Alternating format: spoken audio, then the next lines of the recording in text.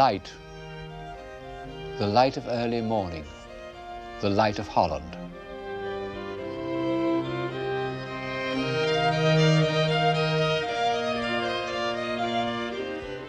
It spreads over the flat fields, it's reflected in the canals, and it picks out distant towers and spires.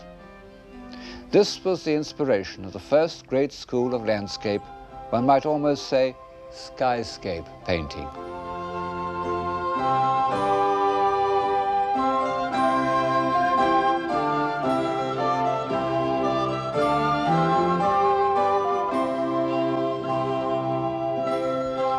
This is a painting done in the middle of the 17th century of the square in Haarlem.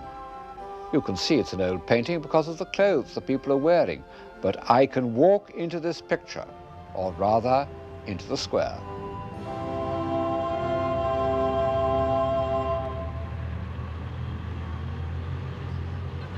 Looks very much the same, doesn't it? Before the 17th century, the idea that one could walk into a picture in this way would have been almost unthinkable. Seems quite natural to us, and no doubt seemed natural when it was painted. But like so many things we take for granted, it goes back to a revolutionary change in thought. The revolution in which divine authority was replaced by experience, experiment, and observation. I'm in Holland not only because Dutch painting is a visible expression of this change of mind, but because Holland, economically and intellectually, was the first country to profit from the change. When one begins to ask the question, does it work, or even does it pay, instead of asking, is it God's will, one gets a new set of answers. And one of the first of them is this, that to try and suppress opinions which one doesn't share is much less profitable than to tolerate them. This conclusion should have been reached during the Reformation. It's permeated the writings of Erasmus, who of course was a Dutchman. Alas, a belief in divine authority of our own opinions afflicted the Protestants just as much as the Catholics. Even in Holland, they continued to burn and torture each other right up to the middle of the 17th century.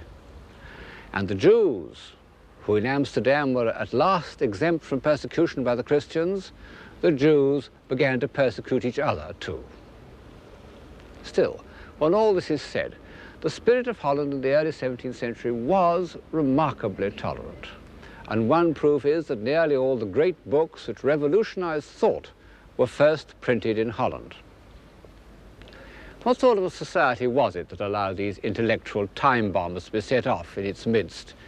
Inside this charming old almshouse at Haarlem, which is now a picture gallery, there's plenty of evidence.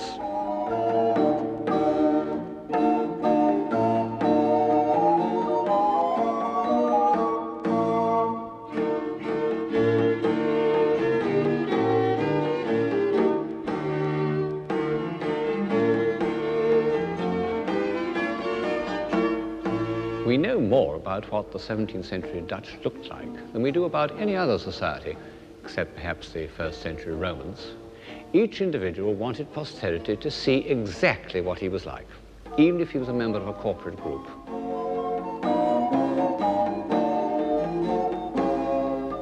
And the man who tells us all this most vividly, the man who painted these pictures, was the Haarlem painter Frans Hals. He's the supreme extrovert.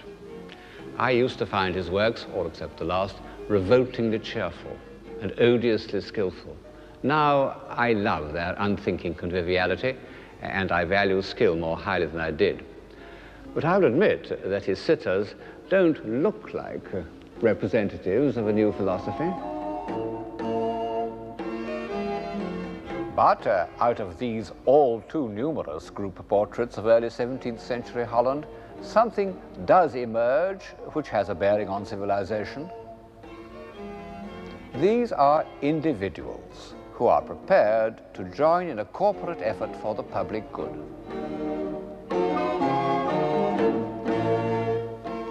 One can't imagine groups like this being painted in 17th century Italy, even in Venice. They're the first visual evidence of bourgeois democracy.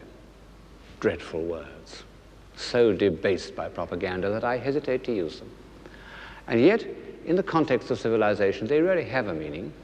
They mean that a group of individuals can come together and take corporate responsibility, that they can afford to do so because they have some leisure, and that they have some leisure because they have money in the bank. This is the society which you see in the portrait groups. They might be meetings of local government committees or hospital governors today. They represent the practical, social application of the philosophy that things must be made to work.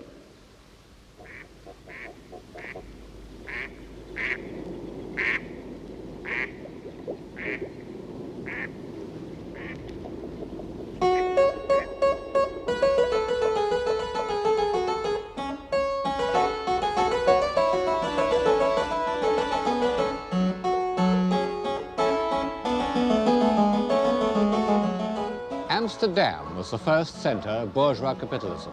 It had become, since the decline of Antwerp, the great international port of the north and the chief banking centre of Europe.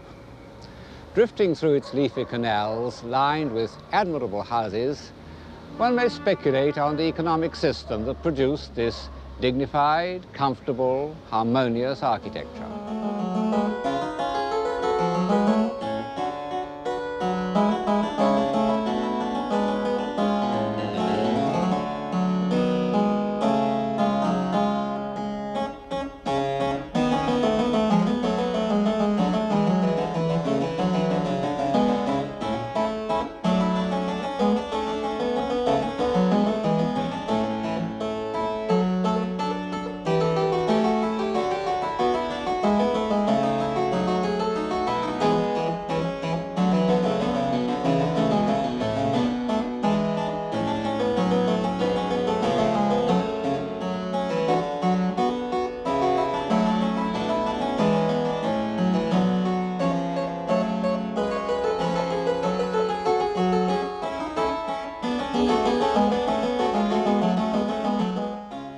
I don't say much about economics in this program, chiefly because I don't understand them, and perhaps for that reason believe that their importance has been overrated by post-Marxist historians. But, of course, there's no doubt that at a certain stage in social development, fluid capital is one of the chief causes of civilization, because it ensures three essential ingredients: leisure, movement, and independence. It also allows that slight superfluity of wealth that could be spent on nobler proportions, a better door frame, or even a more extraordinary tulip.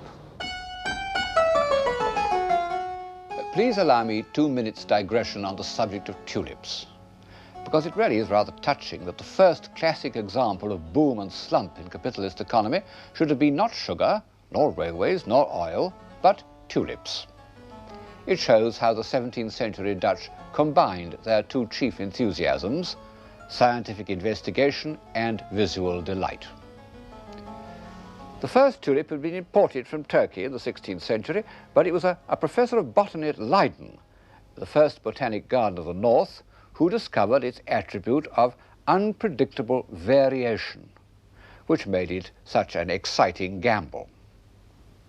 By 1634, the Dutch were so bitten by the new craze that for a single bulb of one tulip, the Viceroy, one collector exchanged 1,000 pounds of cheese, 4 oxen, 8 pigs, 12 sheep, a bed, and a suit of clothes.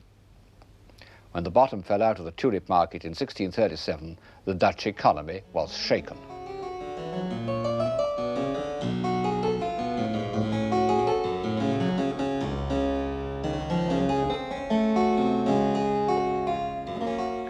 However, it survived for over 30 years and produced superfluities of the most seductive kind. What about this little clavichord? Isn't it enchanting?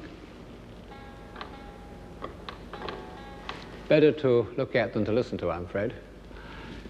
And large spacious rooms, black and white marble pavements, carved furniture, an agreeable way of life. And on the walls is gold-stamped leather, the most sumptuous wall covering I know. Unfortunately, this kind of visual self-indulgence very soon leads to ostentation, And this, in bourgeois democracy, means vulgarity. One can see this happening in Holland in the work of a single painter, Peter de Hoo. In 1660, he was painting these beautiful pictures of clean, simple interiors. 10 years later, they were very elaborate, hung with gold Spanish leather. The people are richer, and the pictures are less beautiful. Bourgeois capitalism led to a defensive smugness and sentimentality. No wonder that early Victorian painters imitated pictures of this kind. Every picture tells a story. It was a Dutch invention. This one is called A Visit to the Nursery. In addition to trivial anecdotes, the philosophy of observation involved a demand for realism in the most literal sense. In the early 19th century, Paul Potter's bull was one of the most famous pictures in Holland. It's one of the first pictures that Napoleon wanted to steal for the Louvre. It's fallen out of favor now, but I must say I do find it absolutely fascinating. There are many ways of achieving reality, and this simple-hearted, laborious way that Potter has followed does seem to me to achieve something which couldn't be done in any other way. Isn't that fleecy neck of the sheep extraordinary? And look at those wild flowers. Above all, look at the cow's eye. The intensity with which Potter has looked at its forehead, at its strong hair and wet nose, is obsessive, what we've come to call surrealist. Of course, it's a young man's picture. It has the intensity of the early pre-Raphaelites, and indeed there is something almost nightmarish in the way that the young bull dominates the beautifully painted landscape in the distance.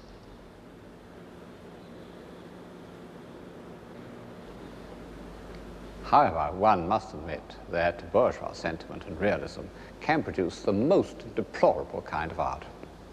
And the determinist historian, reviewing the social conditions of 17th century Holland, would say that this was the kind of painting the Dutch were bound to get. But they also got Rembrandt. Rembrandt was a great poet of that need for truth and that appeal to experience which had begun with the Reformation, had produced the first translations of the Bible, but had had to wait almost a century for visible expression. At first, truth meant realism. Behind me is his earliest self-portrait. Yes, that is the same man that you saw just now. In this vein, he painted the picture which is his most obvious link with the intellectual life of Holland and his first great success in Amsterdam, the anatomy lesson. It represents a demonstration given by the leading professor of anatomy named Tulp. The men surrounding him are not, of course, students or even doctors, but members of the Surgeons' Guild, sort of board of trustees. Vesalius, the first great modern anatomist, had been a Dutchman, and Tulp liked to be called Vesalius Reborn. I fancy he was a bit of a quack. He recommended his patients to drink 50 cups of tea a day. However, he was very successful. His son became an English baronet. But it wasn't in such external and quasi-official ways that Rembrandt associated himself with the intellectual life of his time, but by his illustrations to the Bible. An example is this picture of Bathsheba pondering the contents of David's letter. We may think that we admire it as pure painting, and in fact it is a masterly piece of design. But in the end, we return to the head, where Bathsheba's thoughts and feelings are rendered with an insight and a human sympathy which a great novelist could scarcely achieve in many pages. From the first, Rembrandt wanted to record his experience of how human beings reveal their emotions. And as his art grew deeper, he succeeded in doing so with ever greater subtlety. To my mind, one of the most moving examples is the picture known as the Jewish Bride. Nobody knows what its real title should be, but the subject that Rembrandt had in mind is evident. It is a picture of grown-up love, a marvelous amalgam of richness, tenderness, and trust. The richness expressed in the painting of the sleeves, the tenderness in the placing of the hands, the trust in the expression of the heads. Marvelous as Rembrandt's paintings are, I find more of his thoughts on human life, certainly his deepest and most intimate thoughts, in his drawings and etchings. His etchings are the fullest communication any artist has made since Dürer's engravings. And as with Dürer, Rembrandt has put as much into them as into any of his paintings. This is one of the most famous and elaborate of them, Christ healing the sick. And what a marvelous and completely original conception it is. Suffering humanity, poor people coming out of the shades, like the prisoners in Fidelio, lugging their sick on wheelbarrows and biers into the light of Christ's divinity. And on the left, these prosperous people, wondering, doubting, criticizing. How extraordinary that this great Tolstoyan picture of human life was done in the time of Richelieu and the beginning of Versailles. One can't talk about Rembrandt without describing the human and, if you like, the literary element in his work. His mind was steeped in the Bible. He knew every story by heart, down to the minutest detail. This is one of his favorite stories, The Prodigal Son. Just as the early translators felt that they had to learn Hebrew so that no fragment of the truth should escape them, so Rembrandt made friends with the Jews in Amsterdam and frequented their synagogues in case he could learn something that would shed more light on the early history of the Jewish people. But in the end, the evidence he used for interpreting the Bible was the life he saw around him.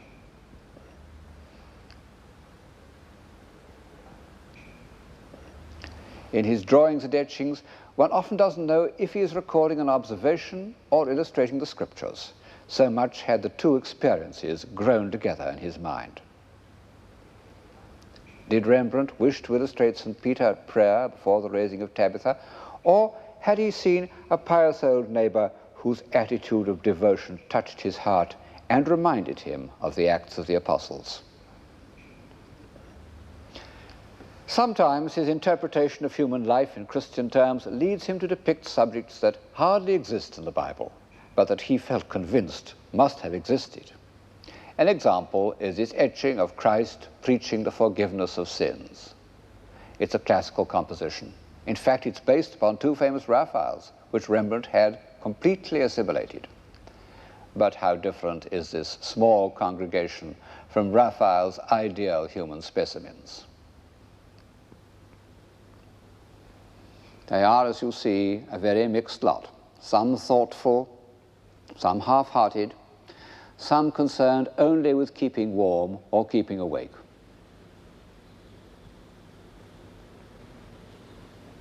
And the child in the foreground, to whom the doctrine of the remission of sins is of no interest, is concentrating upon drawing in the dust.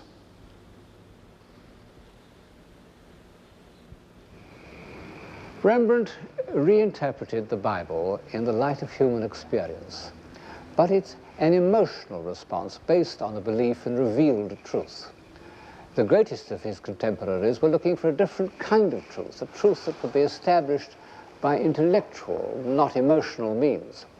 This could be done either by the accumulation of observed evidence or by mathematics. And of the two, mathematics seemed to offer to the men of the 17th century the more attractive solution. In fact, mathematics became a kind of religion to the finest minds of the time, the means of expressing a belief that experience could be married with reason. The guiding spirit of this new religion was the French philosopher Descartes. He's become a symbol of the pure intellect, but I find him a sympathetic figure. He started life as a soldier, he wrote a book on fencing, but he soon discovered that all he wanted to do was think. Very, very rare. and most unpopular. Some friends came to call on him at 11 o'clock in the morning and found him in bed. They said, "What are you doing?" He replied, "Thinking." They were furious. To escape interference, he went to live in Holland. He said that the people of Amsterdam were so much occupied with making money that they would leave him alone. However, he continued to be the victim of interruptions, and so he moved about from place to place. Altogether, he moved house in Holland 24 times. In the end, he was run to earth by that tiresome woman, Queen Christina of Sweden, who carried him off to Stockholm to give her lessons in the new philosophy. She made him get out of bed early in the morning, and as a result he caught a cold and died. But earlier in Holland, at some point, he evidently lived near Haarlem, where he was painted by Frans Hals.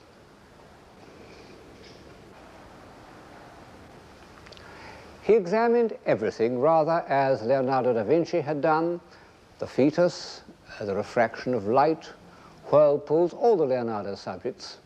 These are the original illustrations of Descartes' ideas. He thought that all matter consisted of whirlpools, with an outer ring of large curving vortices and an inner core of small globules sucked into the center. And whatever he meant by this, and perhaps he was only thinking of Plato, it's odd that he should have described exactly Leonardo's drawings of whirlpools, which I suppose he had never seen.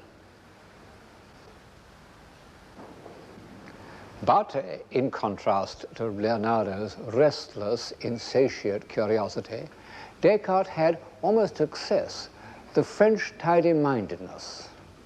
And all his observations were made to contribute to a philosophic scheme.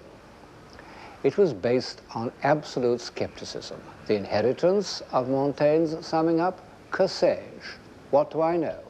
Only Descartes arrived at an answer: I know that I think. And he turned it the other way round: I think, therefore I am. His fundamental point is that he could doubt everything, but not that he was doubting. Descartes wanted to cut away all preconceptions and get down to bedrock of experience, unaffected by custom and convention. Well, one needn't look far in Dutch art to illustrate this state of mind. There has never been a painter who has stuck so rigorously to what his optic nerve reported as Vermeer of Delft. His work is without a single prejudice arising from knowledge or the convenience of a style. It's really quite a shock to see a picture which has so little stylistic artifice as his view of Delft. It looks like a colored photograph. And yet we know that it's a work of extreme intellectual distinction. It not only shows the light of Holland, but what Descartes called the natural light of the mind. In fact, Vermeer comes close to Descartes at many points. First of all, in his detached, evasive character. Vermeer didn't change house every 3 months. On the contrary, he loved his house in the square at Delft and painted it continually. His quiet interiors are all rooms in his house, but he was equally suspicious of callers. He told one eminent collector who had made a special journey to visit him that he had no pictures to show him, which was just untrue, because when he died his house was full of unsold pictures of all periods.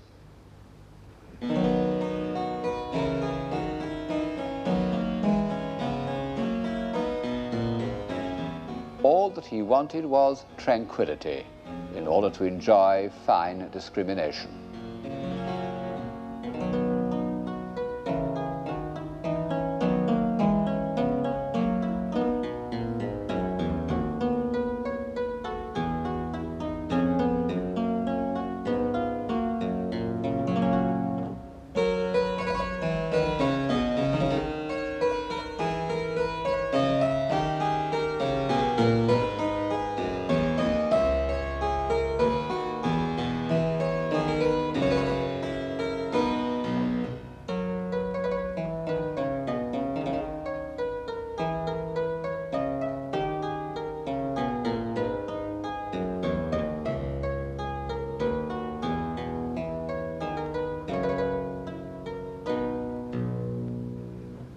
Study to be quiet. 10 years before this picture was painted, Isaac Walton had inscribed these words on the title page of The Complete Angler. And in the same period, two religious sects had come into being, Quietism and the Quakers. As far as I know, the first painter to feel Descartes' need to tidy up sensations by the use of reason was Peter Sanderdam, the scrupulous master of church interiors. He did drawings from nature in the 1630s and often kept them for 10 or 15 years until he could give them the stillness and finality which make them ideal meeting places for the society of friends. The precision with which he places each accent, those dark heads, for example, reminds one of Seurat.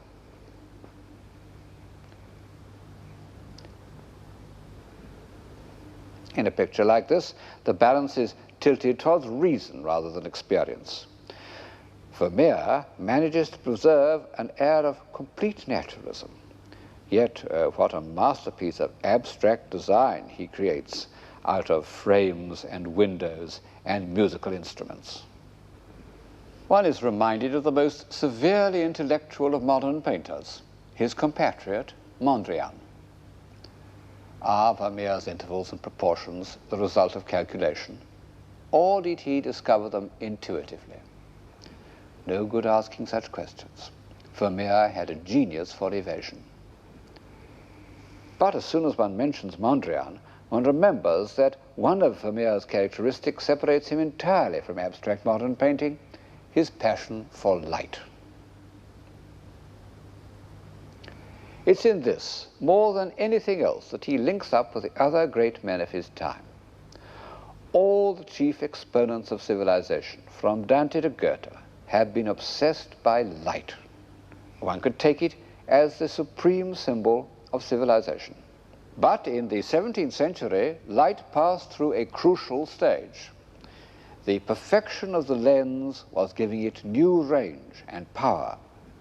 Vermeer himself recorded the increased importance of scientific investigation in pictures like this.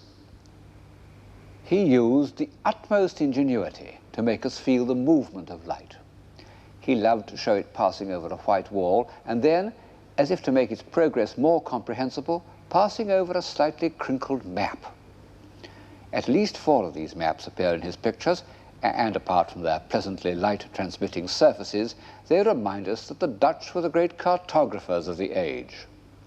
Thus, the mercantile sources of Vermeer's independence penetrate into the background of this quiet room.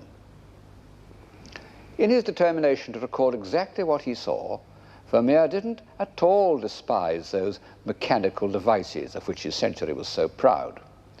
The man seated at table talking to a laughing girl, it's a fairly early picture. Later on, Vermeer's figures wouldn't have broken the stillness with extrovert laughter. This man has the exaggerated proportions that one sees in photography. I fancy that Vermeer looked through a lens into a box with a piece of ground glass squared up and painted exactly what he saw. He must have begun this scientific practice quite early. One finds it in this picture of a woman pouring milk, painted before he had perfected his peculiar stillness. The light's rendered by those little beads that one doesn't see with the naked eye, but which appear on the finder of an old-fashioned camera. And yet this scientific approach to experience ends in poetry. And I suppose that this is due to an almost mystical rapture in the perception of light. The enlightened tidiness of De Hooch and Vermeer and the rich imaginative experience of Rembrandt reached their zenith about the year 1660. And in that year, on the night of May the 30th, Charles II of England dined in the Mauritshuis, and the next day he embarked from the Dutch beach at Scheveningen to regain his kingdom. And thus ended the isolation and austerity which had afflicted England under Cromwell for almost 15 years. And as so often happens, a new freedom of movement led to an outburst of pent-up energy.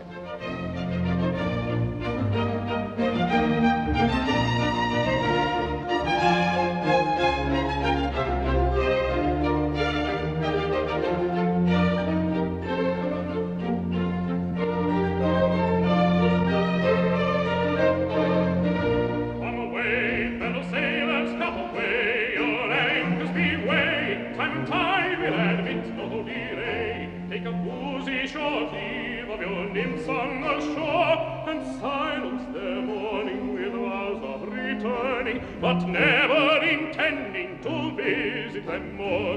No, never intending to visit them more. No, never intending to visit them more. Come away, come away, come away, come away, come away. Your empathy waiting, try to guide and it's no delay. Take a boozy short leave of your lips on the shore, and silence their mourning with vows of returning, but never intending to visit them more.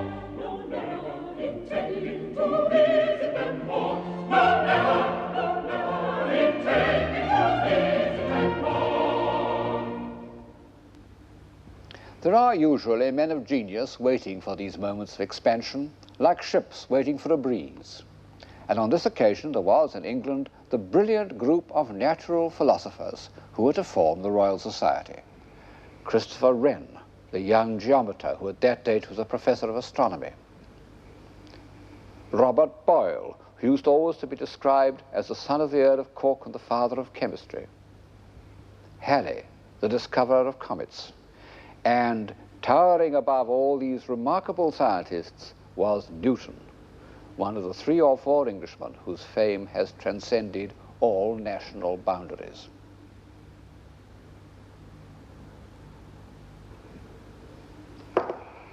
I can't pretend that I've read the Principia. If I did, I wouldn't understand it, any more than Samuel Pepys did when, as president of the Royal Society, it was handed to him for his approval. One must just take on trust that it gave a mathematical account of the structure of the universe, which for 300 years seemed irrefutable. It was both the climax of the age of observation and the sacred book of the next century. Pope, who probably not has read as much of the Principia as I have, summed up the feelings of his contemporaries. Nature and nature's laws lay hid in night. God said, let Newton be, and all was light. Parallel with the study of light was the study of the stars. This is the octagon room of the original Royal Observatory at Greenwich, founded, as Charles II's warrant puts it, in order to the finding out of the longitude of places and for perfecting navigation and astronomy. And it draws together the threads of this program: light, lenses, observation, navigation, and mathematics. One can walk into that print almost exactly as one could walk into the square in Harlem. And in this bright, harmonious room, one seems to breathe the atmosphere of humanized science. That was Flamsteed's telescope, or very like it. This is similar to the quadrant with which he tried to establish the correct time. It was the great age of scientific instruments. Huygens's pendulum clock, Leeuwenhoek's microscope, Flamsteed himself, who made a giant sextant. They don't look very scientific to us. Indeed, the telescopes really look like something out of a ballet. One can't see through them at all, at least I can't. But nevertheless, the telescope, invented in Holland, although perfected by Galileo, seemed to bring the heavenly bodies within reach of understanding. This is the view of the moon, which Newton would have seen. And the microscope allowed a Dutch scientist named Leeuwenhoek to discover new worlds in a drop of water. This ferocious monster is a water flea. What beautiful pieces of design and craftsmanship astrolabes are, and continue to be for 400 years. And this armillary sphere is really what we think of as a work of art, a mobile. By twiddling it around, one can produce a kind of visual counterpoint. Even this equinoctial dial shows the impress of human personality, what you can call a style. And what about this diptych dial? Oh, one can't imagine a prettier bibelot, and yet it was genuinely scientific, I suppose. Art and science haven't yet drawn apart. And these instruments are not only means to an end, but symbols. Symbols of hope that man might learn to master his environment and create a more reasonable society. And such they remained until the end of the 19th century. When Tennyson was told that a Brahmin had destroyed a microscope because it revealed secrets that man should not know, he was profoundly shocked. Only in the last 60 years or so have we begun to feel that the descendants of these beautiful shining objects may destroy us. This room full of light, this shining enclosure of space, was designed by Sir Christopher Wren. It was built on the spur of a hill overlooking the old Palace of Greenwich, and this too was rebuilt by Wren, transformed from a palace into a naval hospital. How much of what we see is from his design, it's hard to say. By the time the buildings were going up, he was prepared to leave their execution to his two very able assistants at the Board of Works, Sir John Vanbrugh and Nicholas Hawksmoor. But he certainly provided the plan. And the result is the greatest architectural unit built in England since the Middle Ages. It's sober without being dull, massive without being oppressive. What is civilization? A state of mind where it's thought desirable for a naval hospital to look like this and for inmates to dine in a splendidly decorated hall. In fact, one of the finest rooms in England, with a magnificent painted ceiling in the Baroque manner.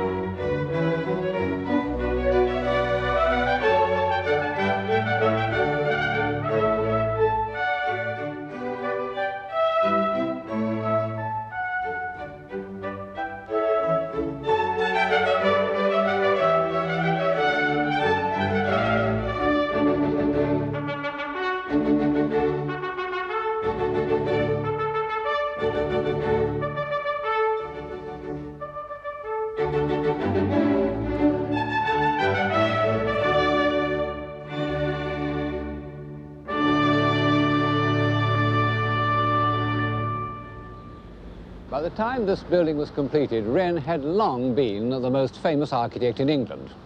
But as a young man, people had thought of him only as a mathematician and an astronomer. And why, at the age of 30, he took up architecture isn't altogether clear. I suppose he wanted to give visible form to his solutions, mechanical and geometrical solutions. But of course he had to learn the rudiments of style, and so he bought some books and he went to France and drew the buildings and met the leading architects. He even met Bernini, who was in Paris at the time, and he saw Bernini's drawing for the Louvre. I would have given my skin for it, he said, but the reserved old Italian gave me but a view. On his return, he was consulted as an engineer about Old St. Paul's, which was in danger of collapsing. He proposed replacing the tower by a dome, but before this very questionable project could be considered, the fire of London broke out, 1666. It ended on September the 5th, and 6 days later, Wren submitted a plan for rebuilding the city. And only then was the ingenious Dr. Wren fully committed to architecture. Ingenious is the word for the results that followed, the 30 new city churches. Each is the solution of a different problem, and Wren's powers of invention never failed. But when he came to the crown and center of the whole scheme, the new St. Paul's, then he revealed something more than ingenuity.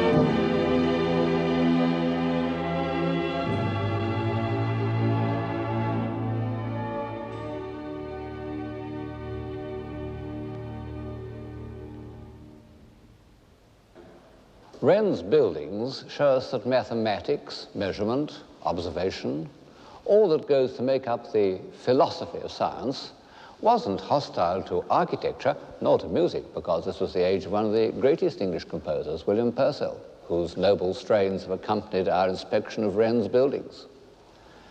But what was the effect of the scientific attitude on poetry? Well, at first, I think it was harmless, even beneficial. When Vaughan wrote, "I saw eternity the other night, like a great ring of pure and endless light, all calm as it was bright," he was giving poetic expression to the same impulse that induced Flamsteed to look through his telescope. I don't suppose that all the members of the Royal Society were completely hostile to the imagination. After all, most of them remained professing Christians.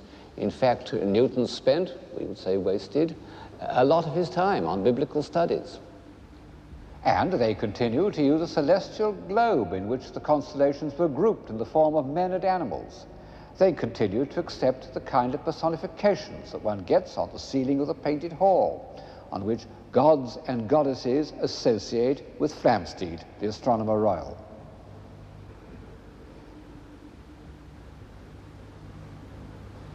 But all the same, they recognized that all these were fancies, that reality lay elsewhere in the realm of measurement and observation.